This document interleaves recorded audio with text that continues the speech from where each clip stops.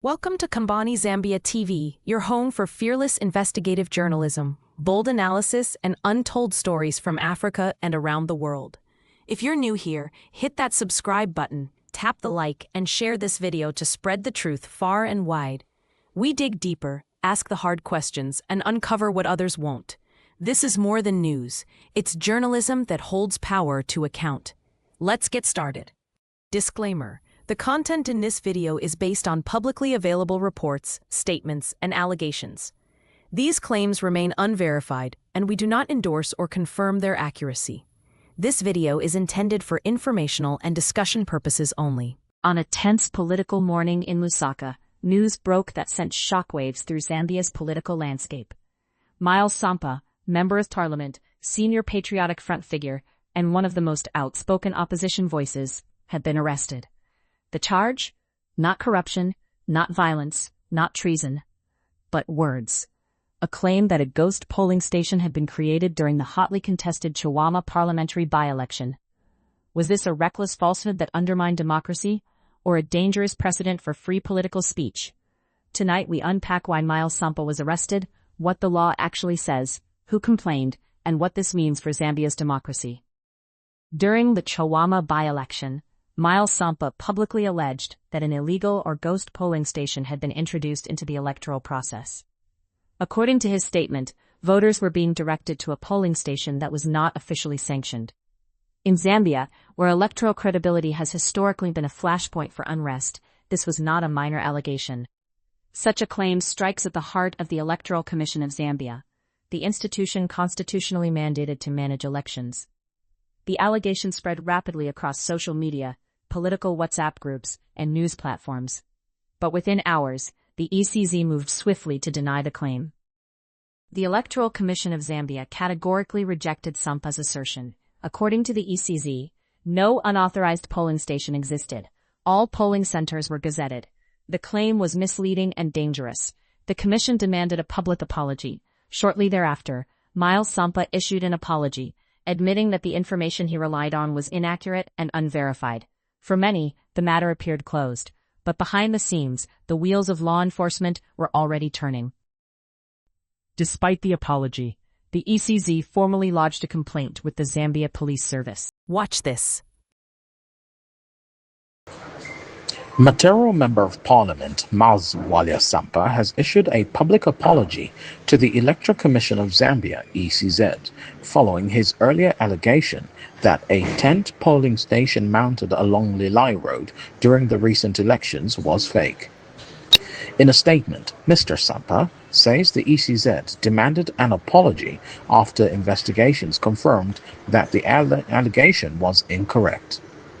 Mr. Sampa explained that on voting day, residents informed him that a tent polling station had allegedly been set up and that voters were being ferried from Chilanga.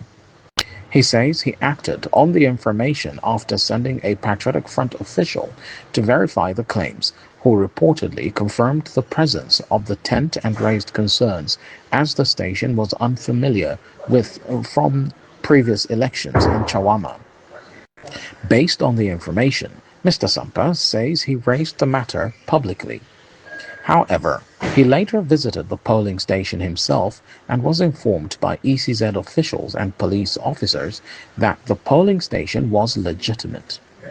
Mr. Sampa further disclosed that he returned to the site after the close of polls and witnessed the counting process, which showed the UPND candidate leading with 74 votes, while PF candidate Brighton Ndwe had 7 votes. Despite the outcome, Mr. Sampa admitted that he remained suspicious until results from other areas, including Misisi, Kuomboka, Chawama Central, and Kuku, showed strong support for Mr. Ndwe, contradicting his earlier fears.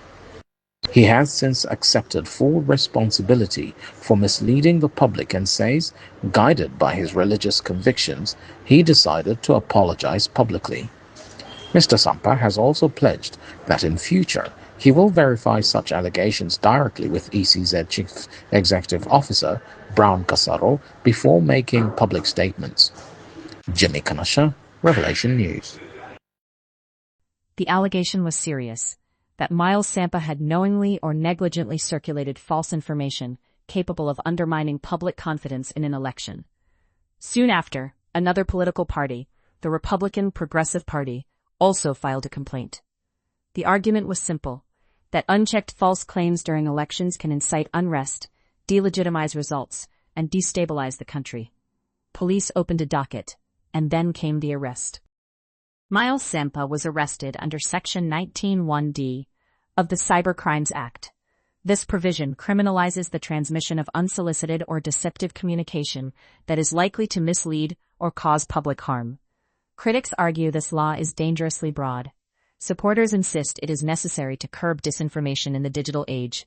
The key legal question becomes, was Sampa's statement intentionally deceptive, or was it a political claim made in error and corrected promptly? Opposition figures argue the arrest reflects selective application of the law. They point to numerous unpunished false political claims, a pattern of arrests targeting opposition voices, a chilling effect on whistleblowing. Meanwhile, government-aligned voices argue, no one is above the law. If electoral credibility is attacked, the state must respond decisively. The debate exposes a deeper tension. Where does accountability end and repression begin? This is not just about Miles Sampa. It is about freedom of political expression, electoral transparency, the boundaries of cyber law, the power of institutions versus individuals. If false claims go unchecked, democracy suffers. If political speech is criminalized too easily, democracy suffocates. The balance is delicate, and Zambia is now testing it in real time. Miles Sampa's arrest has forced Zambia into a national conversation about truth, about responsibility, about power. Whether this case strengthens democratic accountability or weakens political freedom will depend on what happens next in court. One thing is certain, Zambia is watching,